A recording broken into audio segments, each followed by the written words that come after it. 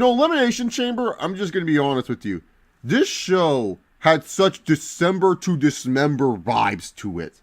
While watching it, I was literally sitting here saying, oh my god, this may very well end up being one of the worst pay-per-views in WWE history. And everyone's going to probably look at me and say, whoa, Chase, that's a bold claim. But no, for real. This crowd in Houston was treating it like it was an actual Houston Rockets game, arriving late to the Danes show, barely reacting, and only cared when the moments were getting close, just like any Rockets game you would ever watch in NBA history. The matches felt like they belonged on Raw and SmackDown. Like one of the matches tonight, I said, wow, this would have been a solid Raw main event, but on a pay-per-view or special event, no. The only matches that delivered were really the chamber matches, but they didn't really deliver all that much. The men's elimination chamber, the last 15 minutes is all you really need to watch from that match. And the women's chamber, well, let's just talk about it, shall we? It was the first match of the night, if you don't count that really good Cruiserweight title match on the pre-show that no one really is going to talk about from years to come, which is sad. Very underappreciated match by Buddy Murphy and Akira Tozawa. They put on a really good Cruiserweight title match, and the Houston crowd was late, so they couldn't get into it. Most of the fans I saw on Twitter weren't really talking about it or really cared about it. Shows WWE doesn't really give a crap about the Cruiserweight division and actually promoting it to be something, because when you see a match like Tozawa and Buddy Murphy and what they put on, you would say to yourself, wow, this is the different style of Cruiserweight wrestling I want to see. But no one really checked it out. So hopefully people check it out for this review that will only get 200 views. Who knows? But when it comes down to the Women's Elimination Chamber, this match felt herky-jerky. The one thing about this match that kind of bugged me, I didn't see where there was a story in it. There was literally like no story or side stories being planned out. Because here's the thing. You're starting this division. You should be setting up side feuds. You should be setting up, oh, these teams want to go at each other. You should be setting up like something. Or maybe like a hint that these two teams are separating. Or maybe you don't want to do teams separating. But you should be setting up something where it's like, oh, okay.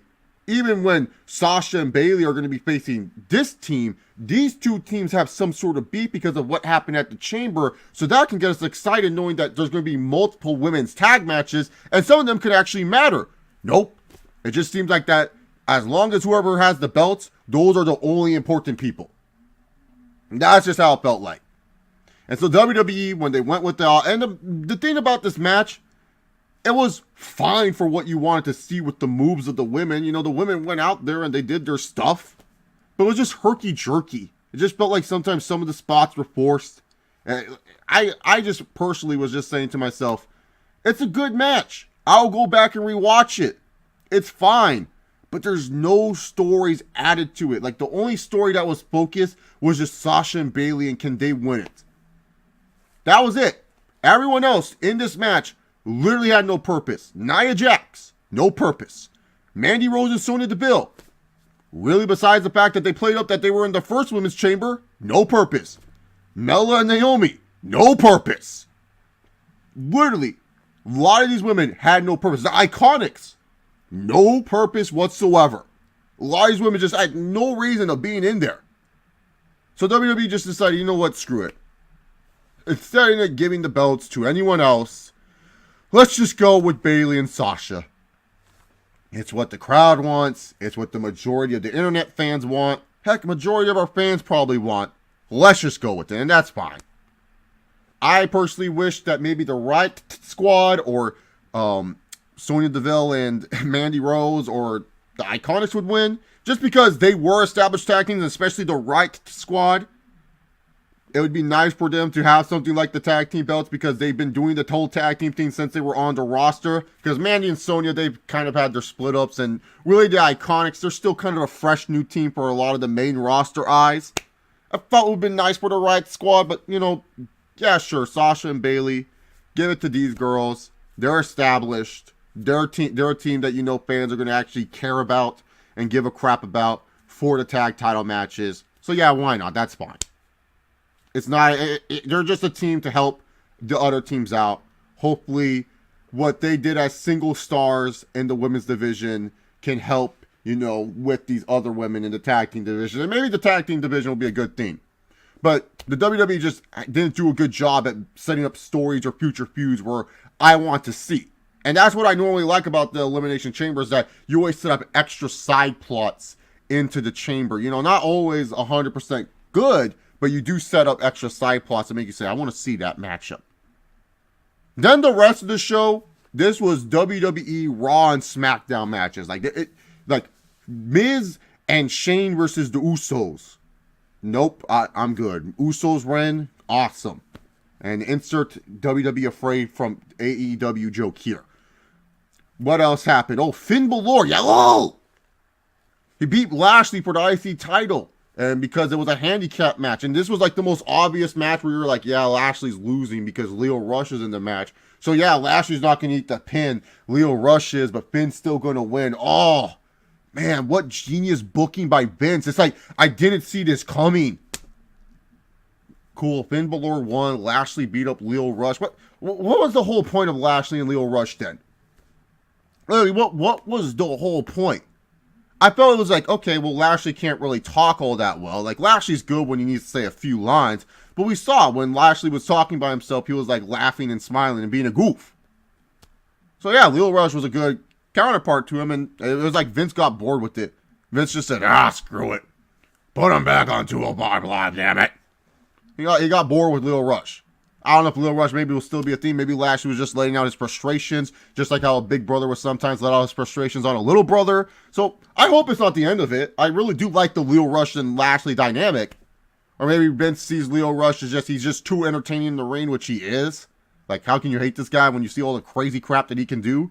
Maybe Vince looks at Leo Rush and sees that, hey, Triple H, do you want this guy for your 205 Live theme? Maybe Vince sees Leo Rush as the 205 Live torchbearer. Who knows? But whatever. Lashley lost the IC belt. Not surprised, motherfuckers. Finn Balor is our new IC champion. Yo! Ronda Rousey and Ruby Riott. Why did they give Ruby Riott the squash treatment? that was a weird thing. I thought for sure that Ruby Riott would have moments where she would control Ronda, but I understand what they were trying to do. They were trying to reinforce Ronda as the baddest woman on the planet. They wanted to show that Ronda Rousey is not messing around. She is serious about WrestleMania. You had Charlotte come out earlier and cut her heel promo. Ronda came out and she just looked pissed. Ruby Riott came out and she did a great job in this match. For what she needed to do, Ruby Riott did a great job. If you needed to squash, she made Ronda look like $1 million. So good on Ruby Riott. See, Sasha Banks, that's how you handle a loss. Not coming out with the RBF. Learn, please. Anyways, Ronda and Charlotte are doing a stare down, and then out comes limping Becky Lynch on some crutches. Now, here's the thing. A lot of people are so diverse towards Becky Lynch. And here's the thing. People that need to follow this channel for a while know this. I'm not the biggest Becky Lynch fan. And no, it's not since the whole, she's just being pushed chase, so you're trying to be counterculture. No, I haven't been a Becky Lynch fan for the longest time. I've always been a Charlotte fan. That has been on record. You can go back and watch videos in 2016. Yes, I made a video saying Becky Lynch is the man, and that's because she was an entertaining character. She still is an entertaining character. Just the way WWE is using Becky Lynch and the way the fans react to her, it's just so hypocritical. It really is. Because it's like Becky Lynch, people are like, oh, she's like Austin. No, here's the thing. Stone Cold Steve Austin, yeah, he did stuff like Becky Lynch, but security would be right on Stone Cold's ass, and Stone Cold would have to fight off like 10, 15 security guards and everything. He had to earn to get to the right to the ring. He didn't, even if Stone Cold was on crutches, there was moments where Stone Cold always didn't get what he wanted, but it was just cool to see him have the effort of trying to get into the ring. That was made him badass. That's what made him rebel against the machine. Becky Lynch literally was not even backstage, just walked through the arena, and then security didn't even try to stop her. It wasn't like security's like, hey, Becky, no, you can't. No, they just let her cut into the freaking ring. When you do that, that just makes it feel like, as a kid, if I was a kid watching this, I'd be like, oh, great, that's what I'm going to do. Next time I see a bad guy wrestler, I'm going to freaking go through the ring like Becky Lynch did and stop him. Like for real, they just let Becky Lynch on like a bull rider going, ole. They just said, okay, yeah, go right ahead. Just go in the ring. And then you have Michael Cole actually making a good point. She's suspended. She shouldn't be here. Yeah. The thing is, it's not like Becky Lynch brought up 10, 15 security guards or Stephanie sent out the women's roster. Like what are Triple H, Vince, and Stephanie fucking doing? Like, they look like such incompetent bosses here. You make them look like such idiots. Like, how am I supposed to take what they say seriously if Becky Lynch, literally with a knee injury, not only can just walk into a ring during one of your pay-per-views, but even your live events? Like, you're okay with Becky Lynch doing that? Like, I thought she's suspended. Like, the thing is, if you had it where Becky Lynch tries to go in and security holds her back and she failed, that would be kind of like, okay, that's something you can kind of get behind. That's something where it's like, oh, okay, well, at least she tried. That's badass. Her just waltzing in with no freaking resistance whatsoever, it's like you make it seem like any fan or anyone can do that. It's so dumb. And it's just funny, so many fans just, when it comes to Becky Lynch, because it's Becky Lynch and she has never had this opportunity, they wipe away all the hypocrisy. They try to go and use Stone Cold as an example when you can't. Because like I said, Austin actually had to resist people. It wasn't like Austin could just willy-nilly do whatever the fuck he want. Austin would resist people. Security would come out right away. There would be a line of policemen Austin had to get before Vince. This is like Cena with the Nexus. When Cena was fired, and remember, he would just sit there on the front row and he would always interrupt Nexus matches and stuff. And he spilled CM Punk's Diet Coke. That's what this is like. This is literally like Cena fired. Why make Becky suspended? You should just literally make it where Becky is not in the Mania main event match and she's trying to ruin Charlotte Flair's life. That would just be more believable. That right there, like the whole suspension thing is just holding back this story and it's just stupid. And then Becky clips Ronda and Ronda gets a badass cut right here and stuff like that. So much for Becky Lynch being a safe worker. It was only one time. Whatever. Go make your Nia Jax botches on freaking Twitter or something like that. Just dedicate focusing on Nia Jax. All these women are herky-jerky. They all fuck up from once in a while. But damn, Ronda, oof, she got cut up pretty big. But that was a badass picture of Ronda where, with the blood and everything. That was a good shot. Like, whoever shot that, they're geniuses and stuff. But yeah, the whole handling of this triple threat match, like WWE is just like, I've used this analogy before and I'm going to use it again. You have a basic vanilla ice cream. You have a basic formula of how this triple threat match can work. You're adding sprinkles and freaking hot chocolate when you don't need to add that shit. Just make it simple. But no, let's not. And so then afterwards, you got Baron Corbin taking on Care Bear. And of course, my boy Baron Corbin. I had to cheer for him for a year, and I'm happy about that. He decided, you know what? Screw this shit. This is the match where I said if you were watching Raw, this would be a Raw main event. Screw this shit. Let's just have a basic ass match where Care Bear beats me down. And then I'm going to call it down two other Chase Holler favorites. And Drew McIntyre and Bobby Lashley. And we're just going to beat the shit out of freaking Care Bear. Wonderful. Still a bad match. But for my personal bias, wonderful. I loved it. But still a bad match overall. For a pay-per-view, if this was a main event for Raw, I would actually praise this main event. I would say, what a great Raw main event. Really good stuff. But could you imagine if you paid your hard-earned money, like $89.99, to go sit there and watch this match live? Oh, I could not even imagine. I could not even imagine if you sat there and you freaking paid $9.99 for this match. And the thing is, it's just like, why is like McIntyre and Lashley like friends with Corbin still? It's not like Corbin has power. Like that's just stuff where you're just like, you need answers for it. And it's just like, WWE's not going to give it to them. It's just like, these are the four guys, like they have nothing to do with, but they're like, we kind of pushed them last year and we had plans for them, but they kind of fell through. Let's just do this.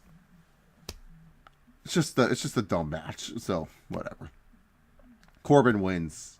Awesome. Then you move on to the main event, the Elimination Chamber match.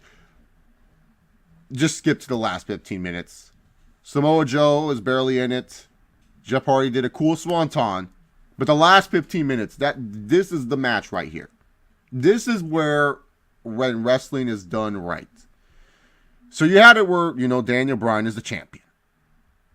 You have Kofi, who has the wonderful story of, hey, it's been long overdue. Can this guy get it done? You have AJ Styles, the guy who runs the place, the house that AJ Styles built, one of the more successful WWE champions of all time, currently in recent memory, and you have Randy Orton, who is just Randy Orton. You know, you don't need to say anything else. When it comes to it, if you've been watching WWE for a long time, you know this guy's resume. Like JBL says, if you built a superstar from the ground up, you get Randy fucking Orton.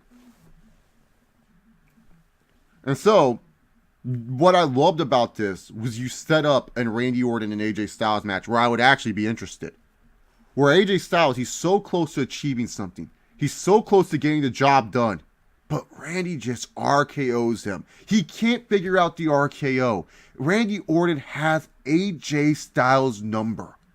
And that's something that AJ Styles won't accept. The fact that Randy Orton is somehow finding a way to counter all his moves and has an RKO advantage, and all it takes is one RKO.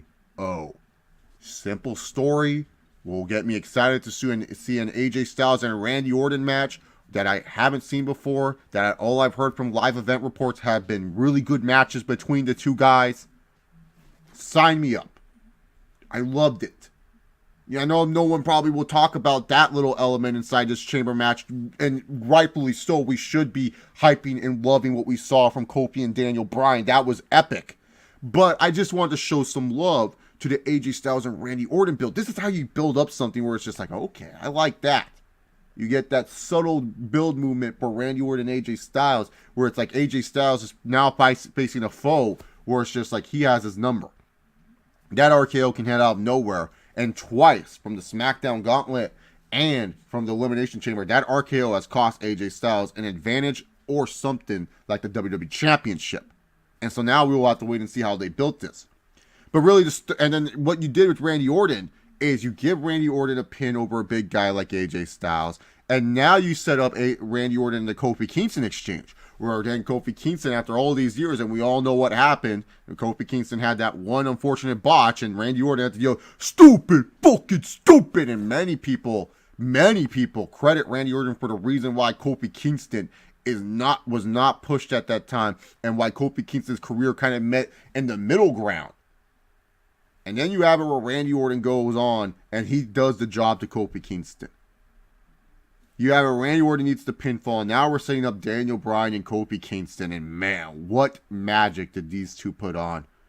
Simple freaking storytelling. Yeah, where Daniel Bryan hits that running knee.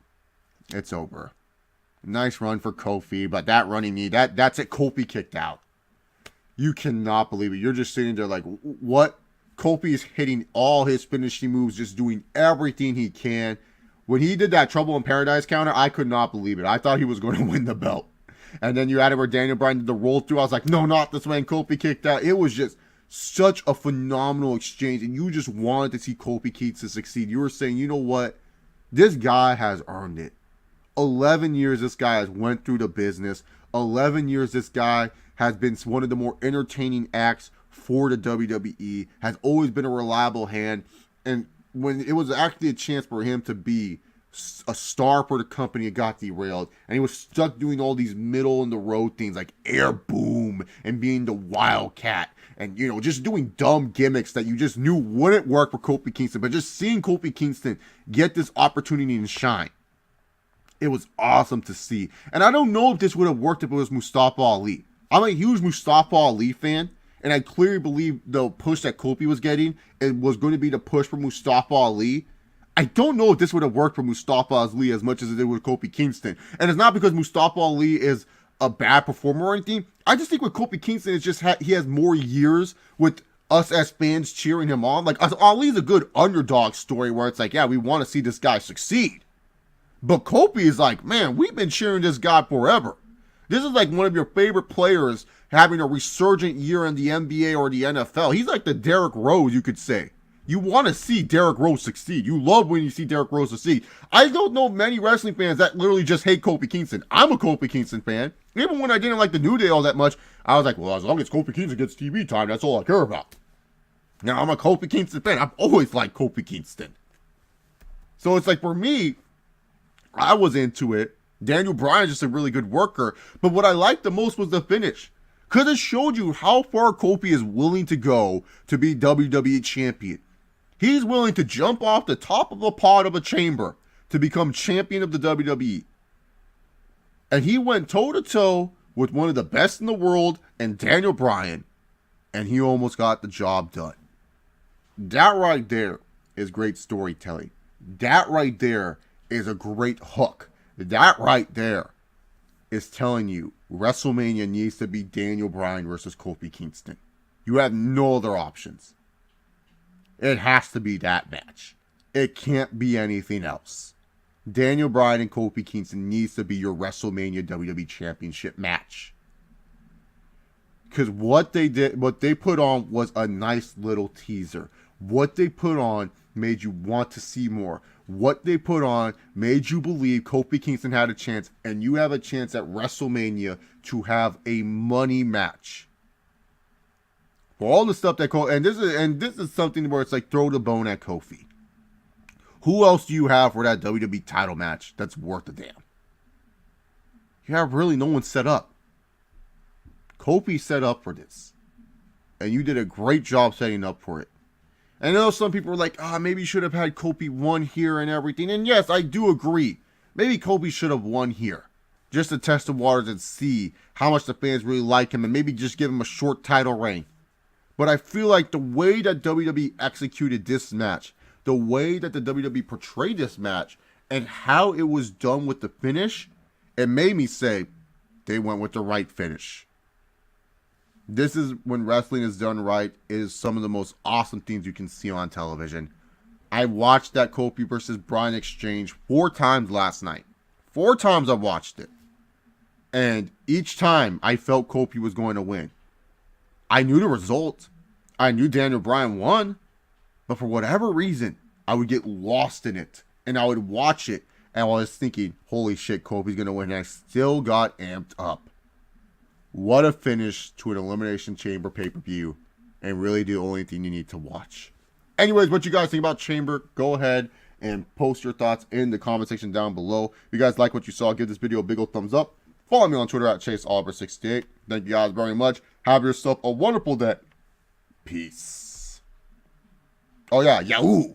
I botched my own outro. I'm sorry. Oh, Q&A stream Wednesday.